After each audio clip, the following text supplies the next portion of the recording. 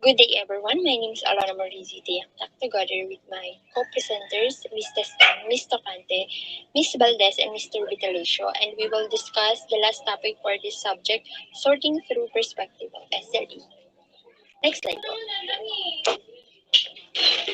Okay, so for every complex problem, there is an answer that is short, simple, and wrong from H.L. Mencken. So we are all aware that language is a complex thing or problem, as well as second language learning. So maraming nakakonekta dito like a spider web. It is connected from point to point para makabuo ng isang web. So in the aspect of SLA naman, there are many discipline theories, approaches, principles, and perspective that are connected with SLA. So sa dami nito, minsan hindi natin ma-identify which one is right. So sa haba ng panahon na pinag-aaralan ng SLA, maraming theories and perspective ang nagsisulputan and minsan hindi natin ma-identify if tama ba yun or hindi. But the question is, sa haba ba ng panahon na inaaral ang SLA, are we just coming up with a theory or that is simple and the wrong one? So how we can sort through all these findings and perspectives? Next slide, please. So, according to Larsen Freeman 1997, complexity means there are so many separated, interrelated factors within one intricate entity that is exceedingly difficult to bring order and simplicity to that chaos. So from here, Larsen Freeman provided us suggestions on how we will come up with a maybe a right principle or theories in SLA. First one, um, beware of false dichotomies for complementarity, inclusiveness, and interface. So we should be aware of the differences between two different things that we should be looking for related relation of these two opposite things. So also their connection with each other. Second one is beware of linear, casual approaches to theorizing. SLA is so complex with so many interacting factors that to state that there is a single cause for an SLA effect on or is to go too far. Third one is beware of overgeneralization. So sometimes we look for something or information that is too broad just because we um, we are looking forward to what could be logically concluded from that information. But sometimes or most of the times, yung pinakasimple or probably hindi ka pansin-pansin na detalye is yun pa yung pinaka-importante. Fourth one, conversely, beware of reductionist thinking. So, like what I have said, we often look for information na malawak. But then, lagi rin naman tayong humahanap ng information na mas maikli um, same topic lang. So, hoping or assuming na it will cover or it represent the whole information. So we should be aware of those information kasi minsan nadadagdagan or nababawasan yung information. Next slide. So Michael Long also provided us his 8 criteria for comprehensive theory of SLA. First one, account for universals. So we should take highly on the universality of a theory. Second is account for environmental factor. Of course, the factor. Environment or how it affects both physical and psychological condition of second language learner. Account for variability in age, acquisition rate, and proficiency level. So we should look into gaps between age as well as the level of their language proficiency. Next is explain both cognitive and affective factors. So I think this already discussed to us the affective domain. So these are factors like feelings, emotion, attitudes, and even motivation in the affective domain. While in the cognitive factor, this includes knowledge and the development of mental or intellectual skills. Next is account for form focused learning, not just subconscious acquisition. So the word form focus is pertaining to pedagogical practice that aims to cut learners' attention to language form. So yung form naman na tinutukoy dito, this may consist of um, phonological, morphosyntactic, lexical, pragmatic, and discourse in the aspect of language. Sixth one is account for other variables beside exposure and input. So we shouldn't only focus on the input or and exposure. So we must consider all the aspect and variable. Seventh, account for cognitive or innate factor which explain interlanguage systematicity. Lastly, recognize that acquisition is not a steady accumulation of generalization. That studying SLA is not continuous or it develops suddenly. Acquisition takes process that needs a long period of time to develop. So you see, in considering a theory in SLA, we should look into a very complicated and lot of things like age, cognition, intelligence, personality, identity, culture, input, even feedback and interaction. But sadly, wala tayong makikitang theory na pinagsama-sama tong lahat. But we can sort through it. Next slide. So let's compare the multiple perspective on SLA to a tapestry. A tapestry is an important component of the fabric. Sa bawat sinulid nun ay pinagsama-sama. So bawat sinulid nun ay pinagsama-sama para makabuo na isang fabric or textile. So this reflects on how we will sort on the theories of SLA. Also, this is how researchers made their theory about SLA. So let's take a look of some of their theories on SLA. Next slide.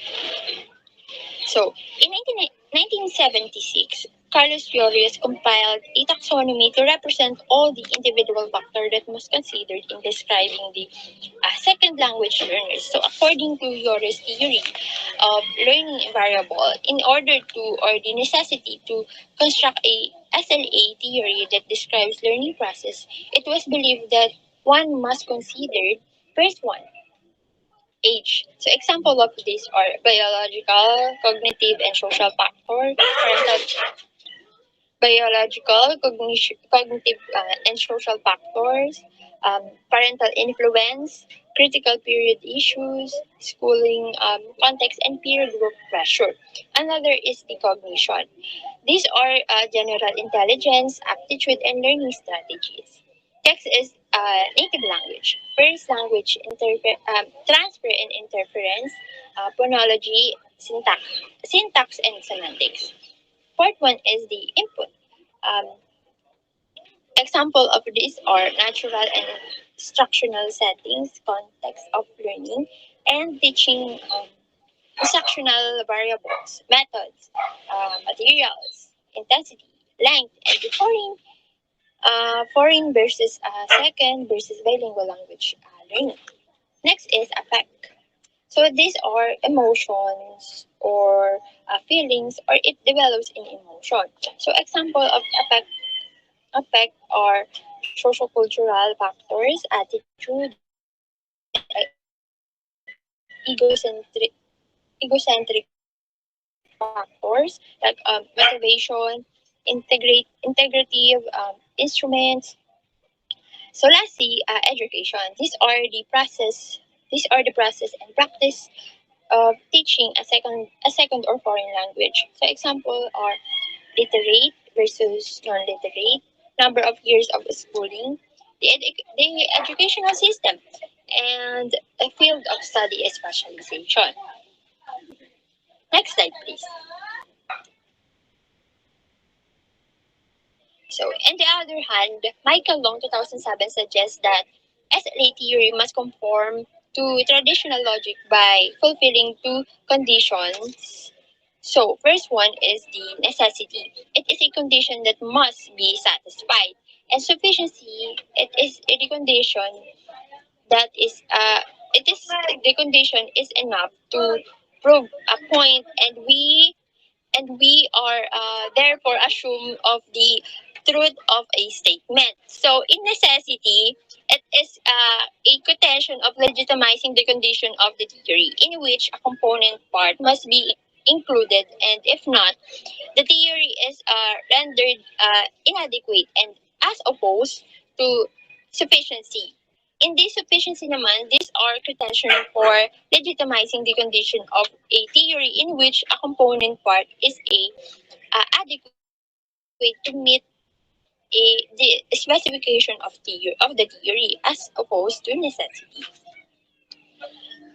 So, Yori's statement was necessary, but it also shows na there there is no single factor na nag-iisa, and hindi naman porket pinagsama-sama lahat ng factors na yun is hindi naman porke pinagsama-sama lahat ng factor na yun is hindi pa rin naman sapat yun para i-explain lahat ng SLA or ng second language acquisition. Next slide. Okay, so Patsy Lightbound's 1987 hypothesis. So in 1985 hypothesis. So in 1985, Lightbounds created 10 hypotheses, which gives us an idea of how SLA began to flourish. This hypothesis created conflict, resulting in researchers to take caution when making a claim about SLA. First one, acquisition. So the hypothesis in this is that adults and adolescents can acquire a second language. Next is interlanguage. The learner creates a systematic interlanguage that is often characterized by the same systematic error as the child learning that same language, as well as error that appears to be based on the learner's own first language. Next is order of acquisition. These are predictable sequences in acquisition, so that certain structures have to be acquired before others can be integrated. Last, next one is practice. Practice does not make perfect. So parang mali kasi nasasanay tayo na nadidinig natin is practice makes perfect. But in light bounds hypothesis, practice does not make perfect. Fifth one is the metalinguistic knowledge. Ang hypothesis naman dito is that metalinguistically, knowing a language rule does not mean one will be able to use it in a communicative interaction. Next one is error treatment. So, isolated implicit error correction is usually ineffective in changing language behavior. Next one is postulation. In this, I think this also have been discussed by previous reporters. So this can be defined or refer when a speaker has developed fluency more than thorough than grammar usage, or it is the process in which incorrect language becomes a habit and cannot easily be corrected. So, in the hypothesis in this is that learners should achieve mastery to the target language native-like before acquisition stops fossilizes. Next is time. One cannot achieve native-like command of second language in 1 hour a day, so it takes time, like what I have said. Second to the last is the complexity. The learner task is enormous because language is enormously complex. Lastly is meaningfulness. A learner's ability to understand language is a meaningful context exceeds his or her ability to comprehend the contextualized language. So, Lightbones also later revised it and offered a several postscript to this list. Of, to this list. So some of these are language are learned mainly through imitation. Parents also usually correct young children when they make errors. So also people with high IQs are good in language learn. Good no I mean people with high IQs are good language learners. Next is most of the mistakes that second language learners make are due to interference from their first language. And lastly, learners' errors should be corrected made as soon as they are made in order to prevent the formation of bad habit. Next slide, please.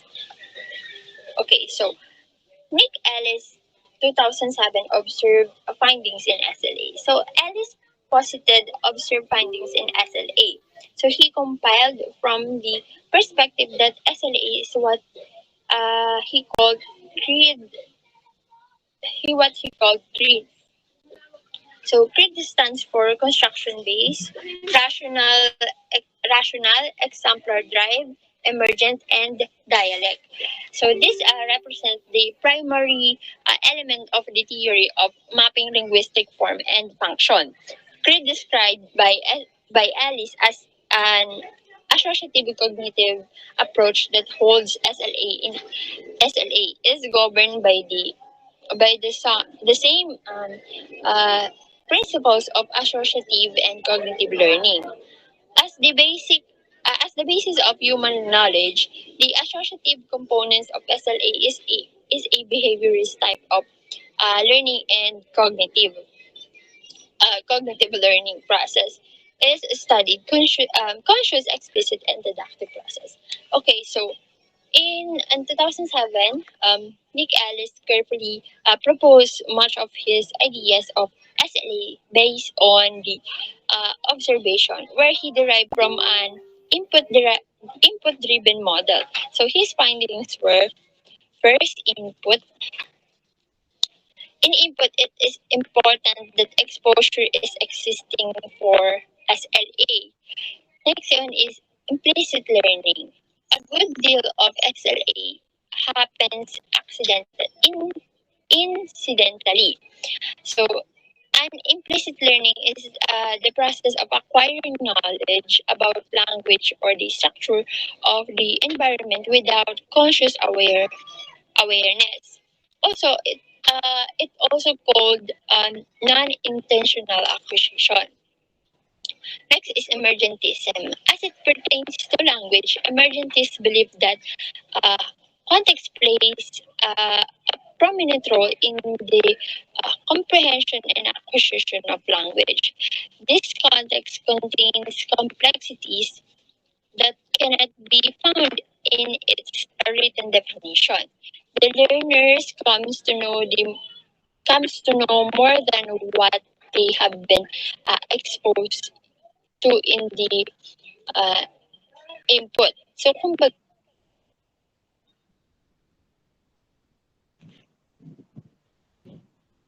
this they learn beyond what has been uh, exposed or what has in the input.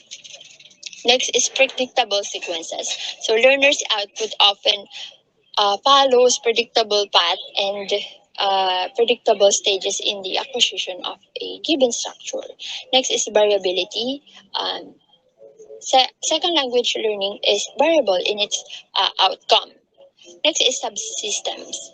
Second language learning is variable across linguistic subsystems. So the subsystems in linguistic are phonology, morphology, syntax, semantics, and pragmatics. Next is frequency. There are limits on the effect of frequency in SLA. First language or L1. There are also limits on the effect of learners' first language on SLA. Next is instruction. There are limits on the effect of instruction in SLA. And lastly, output. Output refers to the language that a learner produces, or simply any spoken or written piece of information you or we produce using second language. I think that's all for my report. Thank you. Hello everyone, I am Ching C. Teston, and let's move now to our next topic, the six perspectives on SLA. The six perspectives on SLA are maturation-based approaches, cognitive models, third one is socio-cultural viewpoints, fourth is identity approaches, ecological viewpoints, and lastly, the dynamic systems theory. And all of these we'll discuss later with me and my co-presenters. The first perspective of SLA is maturation-based approaches. It is one of the earliest claims for language acquisition, especially in first language acquisition.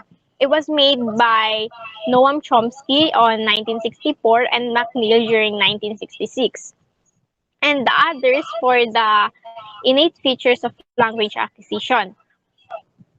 Maturation-based approaches proposing a hypothetical language acquisition device. All humans were said to possess innate abilities that led to natural acquisition of language.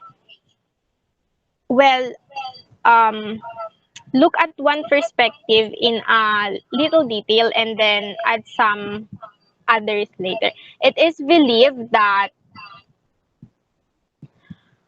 humans develop motor, adaptive, language, and personal social skills in a fixed sequence that unfolds naturally as a result of our unique biological makeup.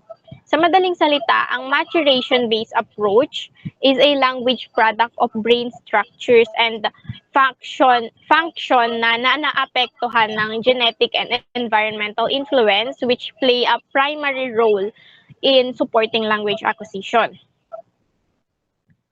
There are 5 hypotheses of Krashin in maturation-based approach, which are first, acquisition learning hypothesis, second, monitor hypothesis, third, natural order hypothesis, fourth, input hypothesis, and lastly, affective filter hypothesis.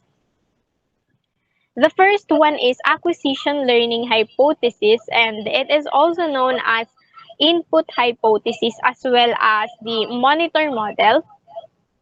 Acquisition learning hypothesis, adults have two distinctive ways of developing competences in second language.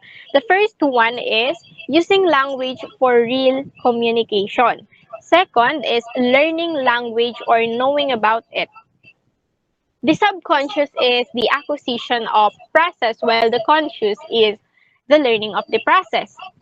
This states that there is a distinction between language acquisition and language learning. In language acquisition, the students acquire language or unconsciously or yung pagkuha ng hindi sinasadya. A child picks up their first language. She Since she or he is still a child, wala pa siyang alam sa mga structures of language or words na um, sinasabi niya lang yung mga lumalabas sa bibig niya kasi ayun din yung naririnig niya sa paligid niya. But when the child grows up and starts studying, he or she began to discover what are the grammatical structures, learning, and others regarding language, and it is called conscious learning. The next hypothesis is monitor hypothesis. It states that learner is consciously learning the grammar rules and function of a language rather than its meaning. Monitoring or watchdogging one's output and other explicit intentional learning ought to be largely avoided as it presumed to hinder acquisition. So this theory focuses more on the correctness of the language. To use the monitor hypothesis properly, there are three standards na kailangan ma-meet. First one is the acquirer must know the rules of language. Second one is the acquirer must concentrate on the exact form of language. And the third one is the acquirer must set aside some time to review and apply the language rule in a conversation. Although this is a tricky one because in regular conversations, there is hardly enough time to ensure correctness of the language. Let's move now to the third hypothesis by Krashen about maturation. And the third one is natural order hypothesis. We acquire language rules in a predictable or natural order.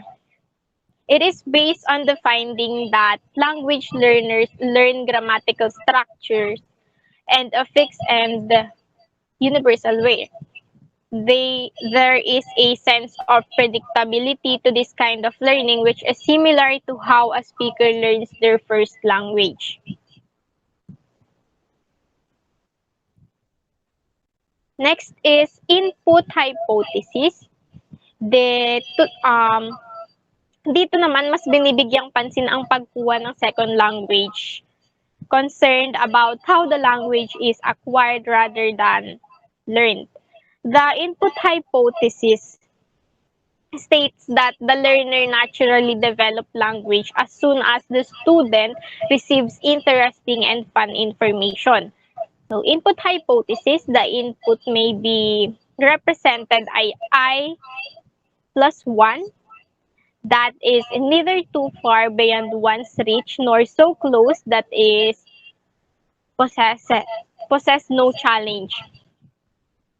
So she called this level of input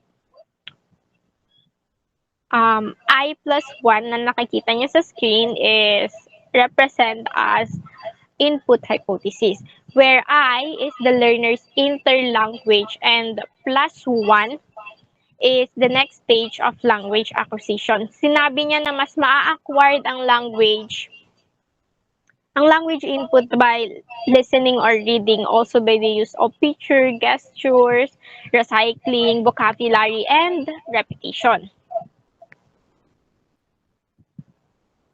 The last hypothesis is affective filter hypothesis.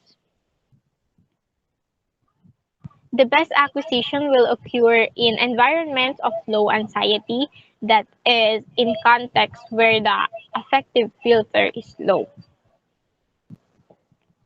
Language acquisition can be affected by emotional factors. If the affective filter is higher, then the student is less likely to learn the language. Affective filter means a learner's attitude that affect the relative success of second language acquisition. To effectively learn language, dapat ang environment ng mga student is positive and stress-free para mas matuto sila ng mas maayos.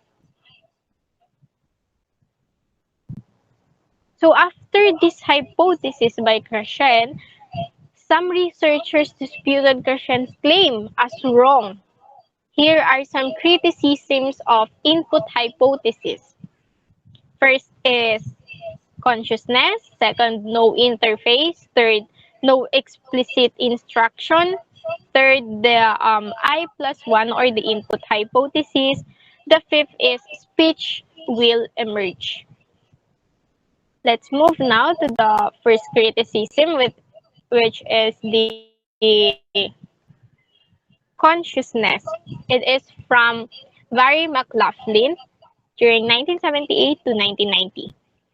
Sharply criticized Krashen's fuzzy distinction between subconscious acquisition and conscious learning processes, claiming that an SLA theory that appeals to conscious or subconscious distinction is greatly weakened by our inability to identify just what the distinction is. So, rather unclean distinction between subconscious acquisition and conscious learning, it is difficult for us to identify the conscious or subconscious distinction in language acquisition. Next is no interface.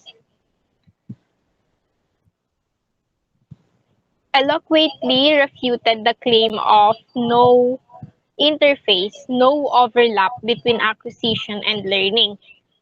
Learning is not as important as acquisition learning, and acquisition can be both beneficial depends on the learner's own style and strategies. Next is no explicit instruction. So wala daw explicit na instruction yung hypothesis ni Kai. Sorry. Without explicit instruction, students who struggle with attention of working memory may not focus on the most crucial ideas in a lesson. Studies repeatedly show that Krashen's zero option cannot be supported. Explicit strategy training can be indeed aid in successful of SLA. So with explicit instruction, you cue students in the most essential information. Next is the input hypothesis or the I plus 1. So this as shown in decades of learning psychology and Vygotsky's the notion of input hypothesis is simply a reiteration of a general principle of learning. This criticism claimed that the input one understands must contain input one, that is the comprehensive input where we are unable to define I and 1. Last is speech will emerge. In claiming that speech will naturally emerge when the learner is ready, the input hypothesis diminishes the learner's own initiative in seeking input. So speech will emerge once acquirer has built up enough comprehensible input. Speech will indeed emerge for bright learners, but no significant information on Christian's theories about learners whose speech does not emerge. Next is output hypothesis. The importance of social interaction, according to Swain, argued that output serves an important role in second language acquisition because it generates highly specific input that cognitive system needs to build up a coherent set of knowledge. That is according to Kish debut 1996. So these observations led Swain to formulate the output hypothesis, which asserts that the act of producing language like speaking or writing constitute under certain circumstances or part of the process of second language learning. After this hypothesis, let's move now to our next topic, which is universal grammar. So another much that often has been offered like that universal grammar provides at least a partial explanation for commonalities that have been found in both first language and second language acquisition across languages. First, Universal grammar research has been examining SLA across a number of grammatical categories, including questions formulation, negation, word order, embedded clauses, subject deletion, and more. Researchers maintain that innate properties contains both first and second language acquisition. It was proposed suggesting that all children are born with ability to acquire, develop, and understand grammar regardless of where or kung paano sila lumaki.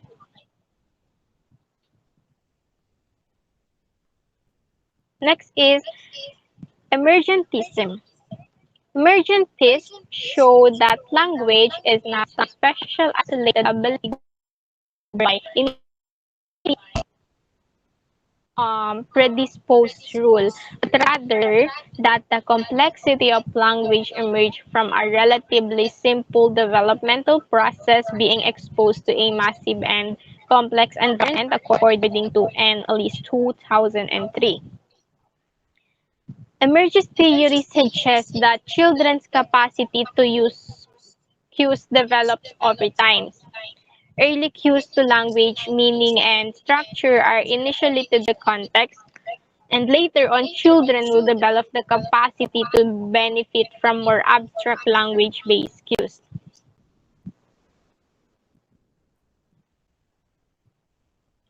Next is cognitive model. This is the second perspective on SLA.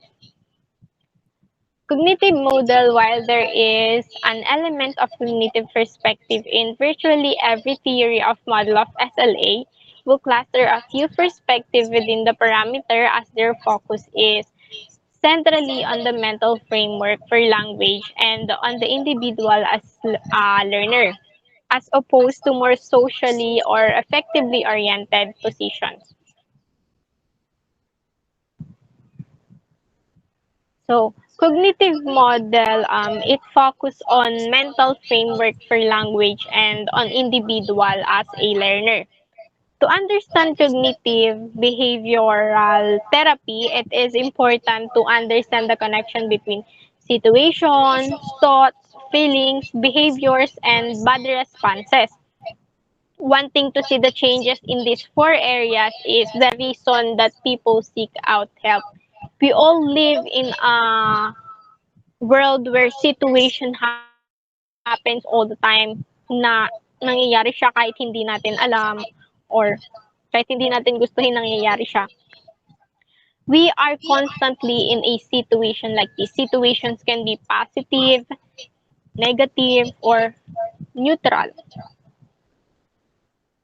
Whenever a situation,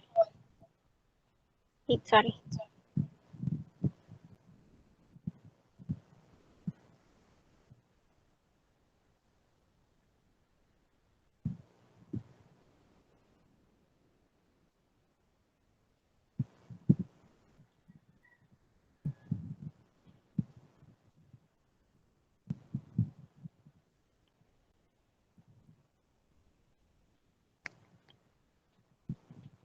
whenever a situation happens, we experience it in four different ways.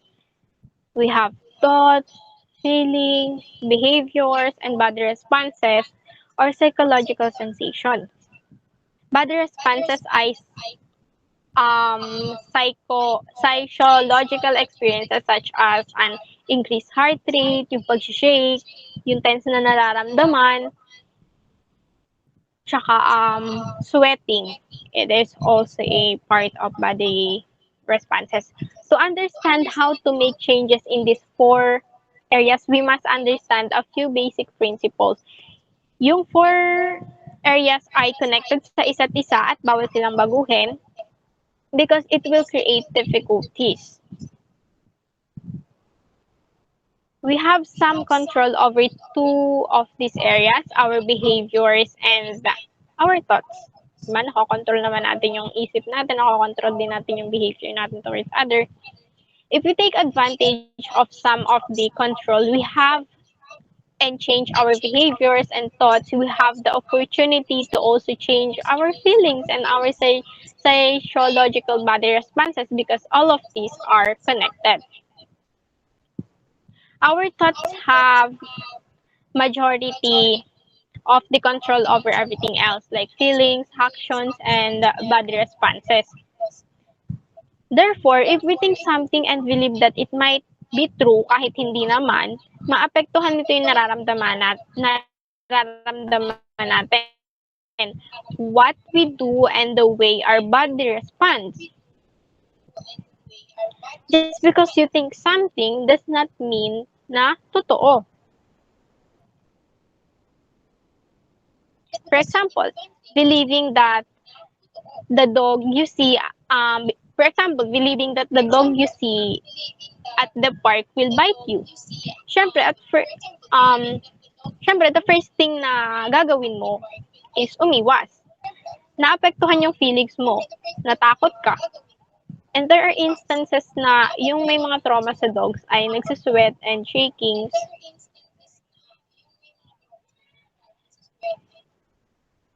Because of the way our thoughts can impact feelings, behaviors, and psychological responses. And because of the fact that not all thoughts are true, the first step in addressing this stress is to start to develop an awareness of thoughts that are popping into your mind when you are distressed.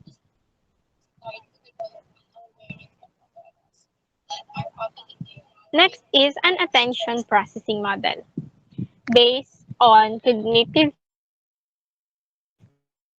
theory. Second language learning is a mental process, assumes a hierarchy of complexity of cognitive skills, and it is structured practice led to automation and integration of linguistic patterns. One of MacLean's assumption that second language is a skill in learning, it requires automation of component sub-skills that all humans have a limited capacity to manage controlled processes, and second language processing skills become more efficient via automatization.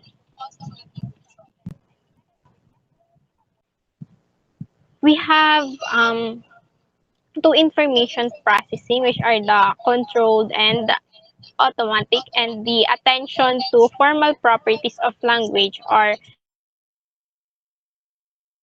in vocal, the controlled, you can see here,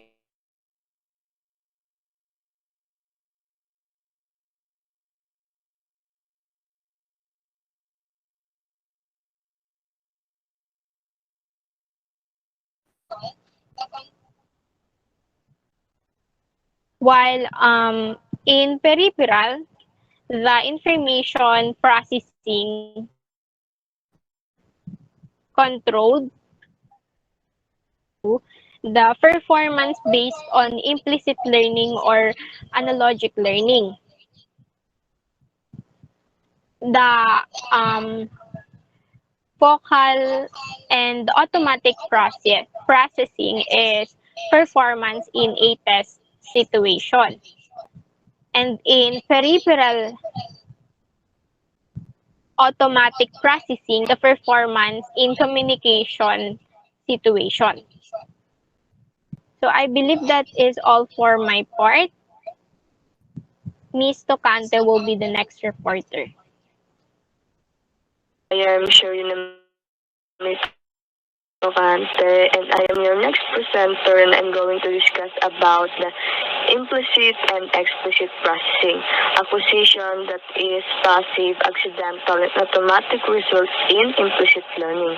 There is no need to consciously try to retain the information. Contrarily, explicit learning necessitates the deliberate observation, comprehension, and memory of material. Just for example, learning to ride a bicycle would be an example of implicit learning. There is not usually one particular point in time that one can say, that is when I learned to ride a bicycle. Rather, the knowledge is gained slowly over time, while explicit knowledge is information that you can easily reference, manage, and share with others. For example, a spreadsheet of data is explicit knowledge because you can provide this information to others so they can interpret it. Next slide, please. So in here, these terminological contrasts underscore the interplay in all classroom learning of an second language of directing learners' attention to form while at the same time encouraging those forms to move on the periphery. Um, on the periphery, learners are aware of forms but are not focused on those forms. Next slide, please. So now we will go on to the systematicity and variability.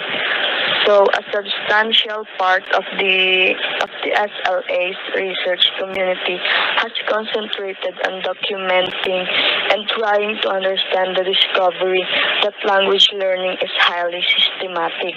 A defining moment for the field was in the late 70s, early 80s when it became evident that second language learners follow a fairly rigid developmental route in the same way as children learning their first language do, and not dissimilar in many respects from the first language route. Moreover, this developmental route, crudely represented as a series of interlocking linguistic systems or interlanguages, sometimes bore little resemblance to either the first language of the learner or the second language being learned.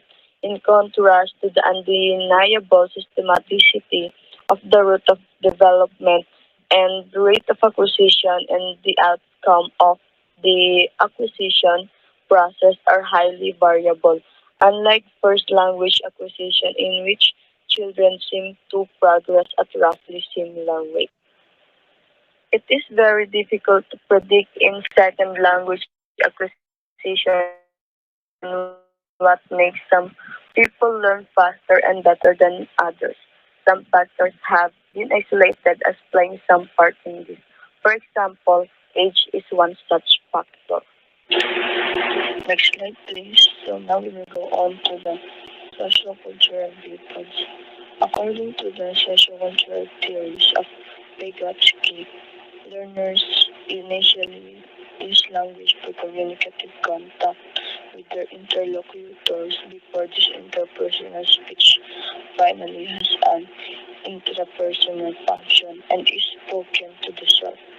Sociocultural theory focuses on how mentors and peers influence individual learning, but also on how cultural beliefs and attitudes affect how learning takes place. Next slide, please. So now we will go on to the mediation and the ZPD. Mediation is a central concept of sociocultural theory's approach to second language acquisition. A fundamental principle in sociocultural theories is that human psychological process are mediated by psychological and material tools such as the symbolic system of language. The second one is the zone of proximal development, or ZPD, was a key construct in Lev Vygotsky's theory of learning and development. The zone of proximal development is defined as the space between what a learner can do without assistance and what a learner can do with adult guidance or in collaboration with more capable peers. So now we will know what is the impact of the ZPD and scaffolding to teaching. It is to help learners achieve independence by Vygotsky outlined scaffolding as a tool for growth. Learners complete small manageable steps in order to reach the goal. Working in collaboration with a skilled instructor or more knowledgeable peers helps students make connections between concepts.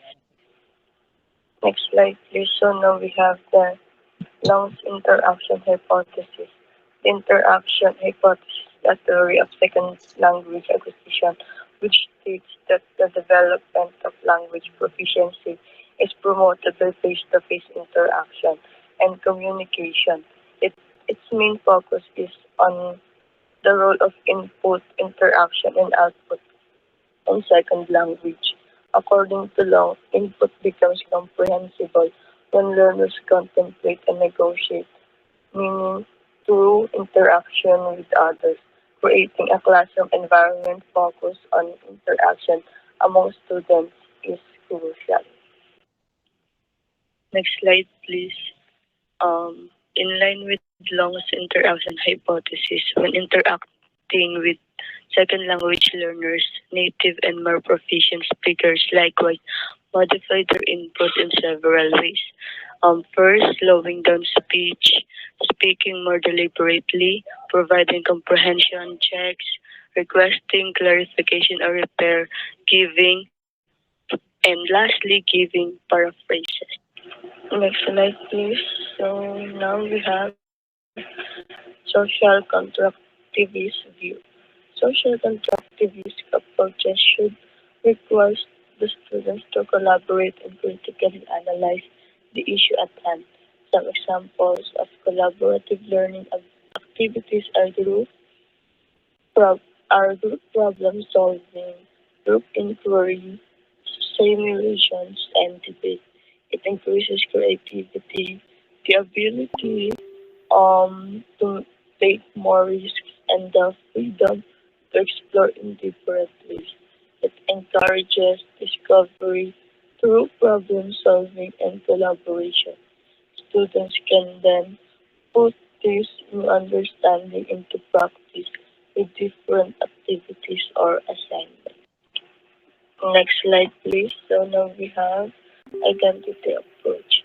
A significant construct in language learning research, identity is defined as how a person understands his or her relationship to the world, how that relationship is structured across time and space, and how the person understands possibility for the future.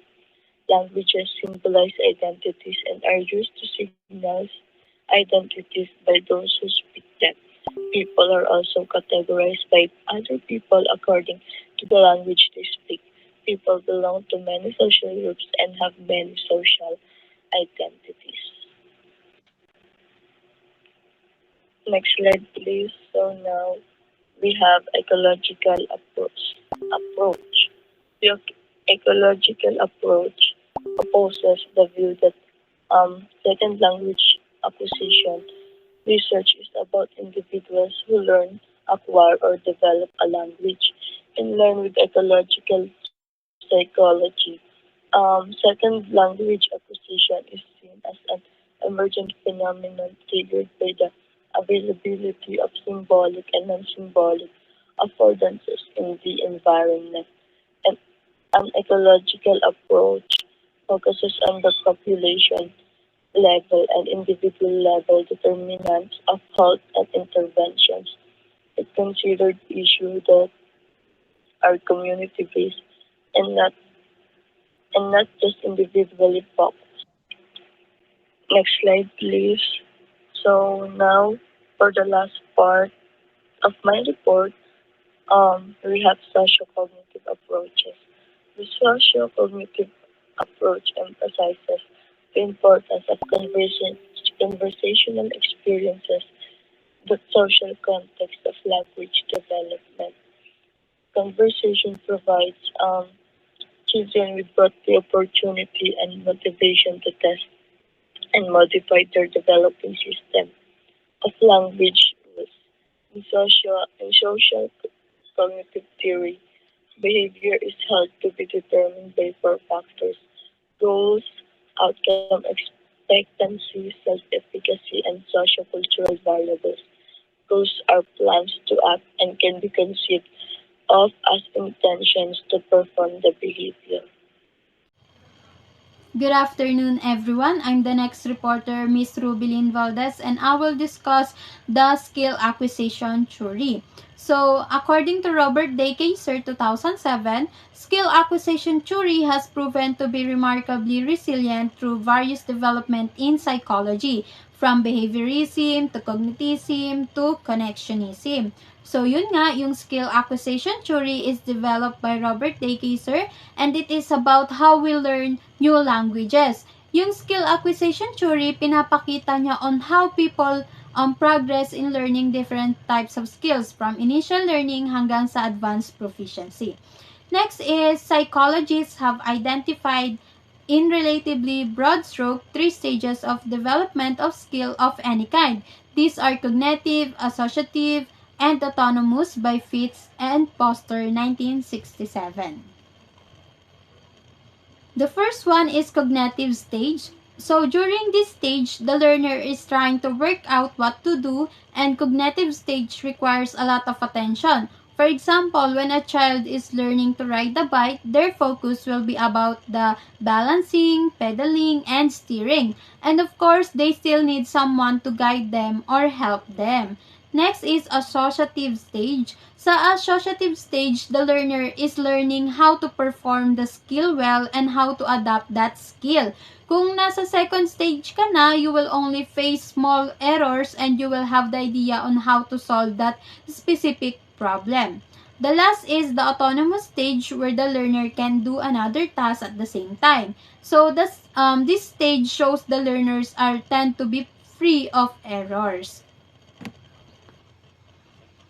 The next topic will be horticultural metaphor of SLA. So, the picture on the slide is the ecology of language acquisition by Brown. So, ginawa ni Dr. Henry Douglas Brown yung ecology of language acquisition to extend the flower seed metaphor to SLA ni Derek Beckerton. And based on my research, ecology of language acquisition emphasizes the emergence of linguistic development through children's and learners' interactions with their environment, which includes spatial, social, cultural, educational, and other factors. The next topic is dynamic system theory. Dynamic system theory emphasizes that it is the interactions between the person, the environment, and the task that changes how our movements are. Also in terms of how we develop and learn new movements. So in dynamic system theory, nakakatulong siya para mas maintindihan natin how movement develops and changes. So there is a poem in the slide. I won't read na po.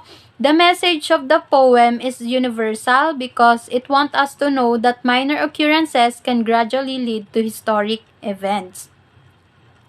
The next topic is chaos theory. So sa chaos theory, there is so-called butterfly effect, which means that small, seemingly trivial events can lead to so much larger consequences. In Amazon, for example, they believe that if a butterfly flaps its wings in the Amazonian rainforest, it can change the weather half a world away. But the butterfly effect is not a real thing because it is just a metaphor for the principles of chaos theory. Next is chaos complexity theory. So chaos and complexity theory is really originated in physical sciences, but eventually they use it as the productive metaphor in SLA. It is a transdisciplinary system theory that deals fundamentally with change.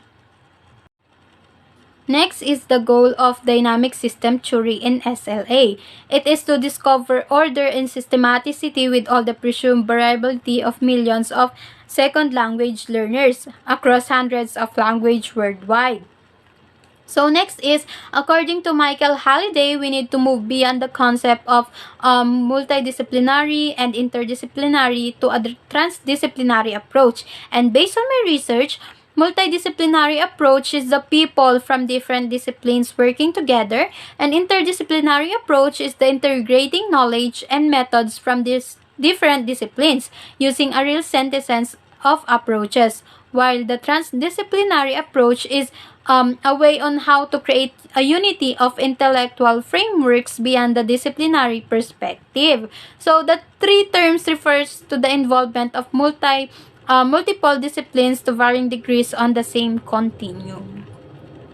Next is dynamic system theory can be described in the form of general principles according to Diane Larson Freeman 2011-2012. These include the claim that complex systems, the first one is, are open and dynamic. So this means that complex system can change. The second one is manifest disequilibrium. Complex system can be disequilibrium. It means that there is a possibility that there will be a conflict between new ideas and current ideas. The next one is are adaptive to change within multiple contexts. So it means that complex systems have the ability to adapt to different contexts. Next is have elements that interact with each other in nonlinear patterns. So complex system can interact with even there is a variety of options. And last is exhibit unexpected occurrences. So complex system can show unexpected events. And that is all for my report. Thank you for listening. Okay. So good evening everyone. So my name is Daniel G. Vitalicio and I'll be the one to discuss the topic entitled Theory to Practice or Cooperative Dialogue. So next slide please. So we have two questions here to ponder. The first one is, do you ever feel that SLA theory is too far removed from the classroom practices? We as future second language teachers must provide the best environment sa ating mga students which we will know second language acquisition theories so that makakapili tayo ng best strategies that leads to success of their learning. In addition to this, we as future teachers can become reflective teachers in such a way na makakolekt tayo ng first-hand data sa ating mga classroom using the experience and information in observing and taking note of the behavior and as well as the responses ng ating mga future student. In the second question naman, have your second language teachers been good examples of being both theorists and practitioners?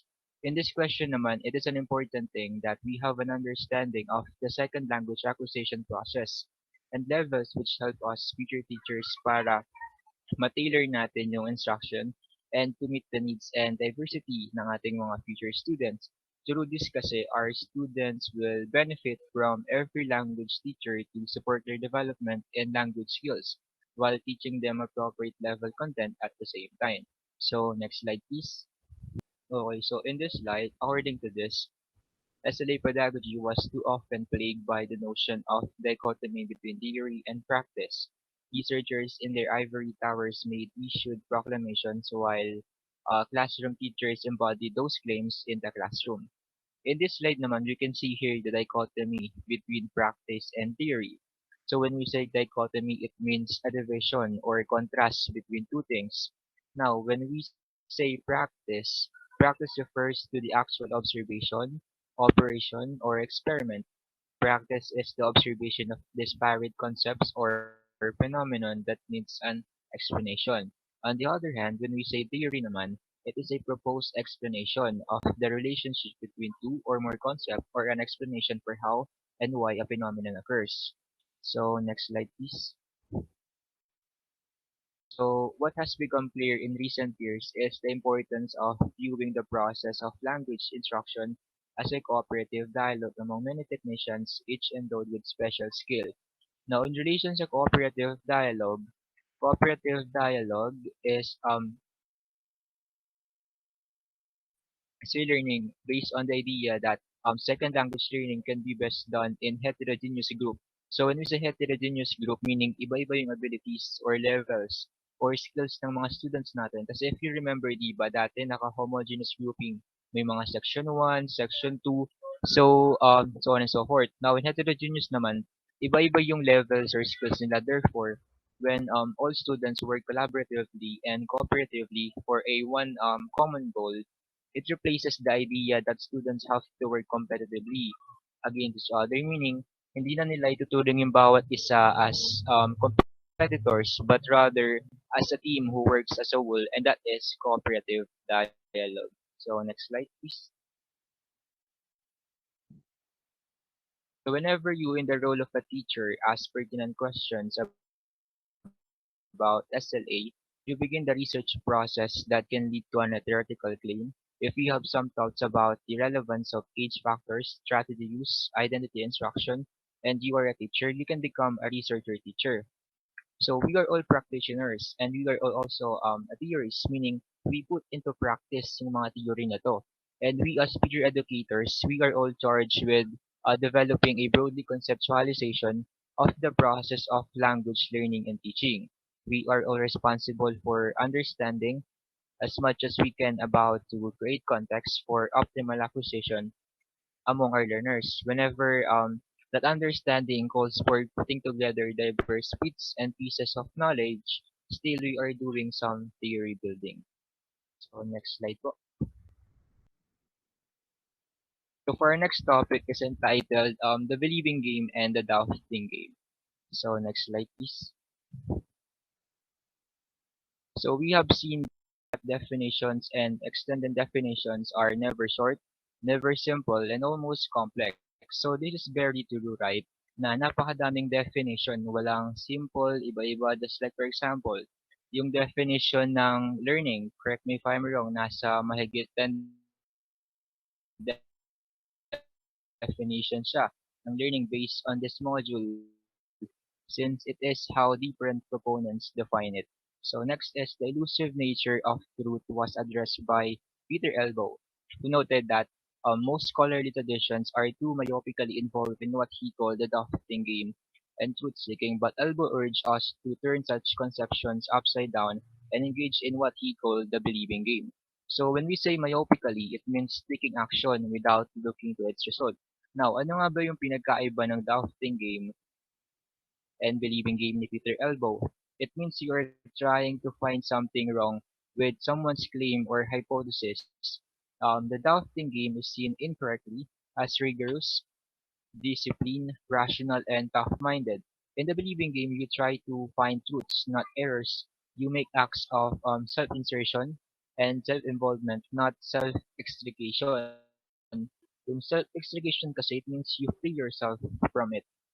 So if you try to unify or to integrate everything that every second language literature concluded, you could not do so through the doubting game alone lang, but by balancing your perspective with a believing attitude toward those elements that are not categorically ruled out, you can maintain a sense of perspective. So para mas maintindihan natin, if a doubter were to tell you, for example, that your class of adults learners will, without a question of the experience difficulty because of the critical period hypothesis, yung sa the younger the better. So you might throw up your hands in despair.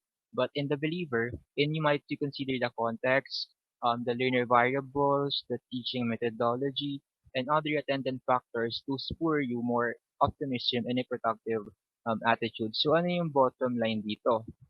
So the bottom line here is to try to healthy dose of both believing and doubting game in your second language acquisition. And kung nasa doubt ka, you have to lean or sandalan mo yung idea ng believing para magkaroon tayo ng tinatawag na balance ng perspective. So next slide please. So for our third topic, we're going to discuss the art and science of second language acquisition. So next slide please. So several decades ago, Oxner made a plea for a poetics of second language research in which we use literature research tradition to draw a conclusion. So what are those conclusions? We have two. The first one is the nomothetic tradition and the hermeneutic tradition. In nomothetic tradition, it is scientific, methodology, and prediction, while in hermeneutic tradition, it provides us with the means for interpretation and understanding in which we do not look for absolute laws. In nomothetic tradition kasi, it uses a what we call this a generalization rather than being specific. While kapag sinabi naman nating hermeneutic, it is concerned with the experience of understanding that takes place in living the language. Meaning to say, sa nomothetic tradition, dinedescribe niya yung pagkatuto ng second language as a whole based sa given or sa existing conclusion, while sa hermeneutic tradition, nakafocus naman ito sa understanding based on the experience in teaching the language. Because teachers' behavior in the classroom are largely guided by the core syllables, selected materials, and lesson plan for the day-to-day. Yun yung tinatawag natin na focus sa science. Now, kung sa art naman, ito naman yung moment by moment communicative transaction, which must also be artfully created. Taking note of the class, we have to remember that excellent teachers are not competent scientists, but also they are brilliant artists. So next slide, please. So for our last topic is the role of intuition. So next slide, please. So but before that, what is intuition? So when we say intuition, it is the ability to acquire knowledge without recourse to conscious reasoning. So next slide, please. Okay, so how do you learn intuition? So we have three. The first one is intuition is not developed in a vacuum. Second, intuition are formed at the crossroad of knowledge and experience. And third, be a willing risk taker. Let the creative juices within you flow freely. So one of the most important characteristic of intuition is its loss for words. So we are not often able to give a verbal explanation of why we have made a decision or solution. Maybe it felt right or we had a gut feeling kasi na yung mga implications for teaching are clear. We have a daily face problem in language teaching that have no ready analysis or no available language or meta language to capture the essence of why we said or did something. Kasi nga intuition lang natin yon. Many good teachers cannot verbalize yung mga nasa classroom behavior nila in specific and an analytical way, yet they remain good teachers. Kasi sa intuition, it involves risk-taking. So as we saw sa chapter 6 na language teachers need to take a risk willingly. Language teachers must be willing to risk techniques or assessment that have their roots in a hunch that they are right. In our universe of complex theory, we still perceive vast black holes of unanswerable questions about how people best learn second languages, intuition of the making good of guesses in situation where one has neither an answer nor an algorithm for obtaining it. So next slide, please. So I believe that is all for my part, and I hope you have learned something about it. Thank you.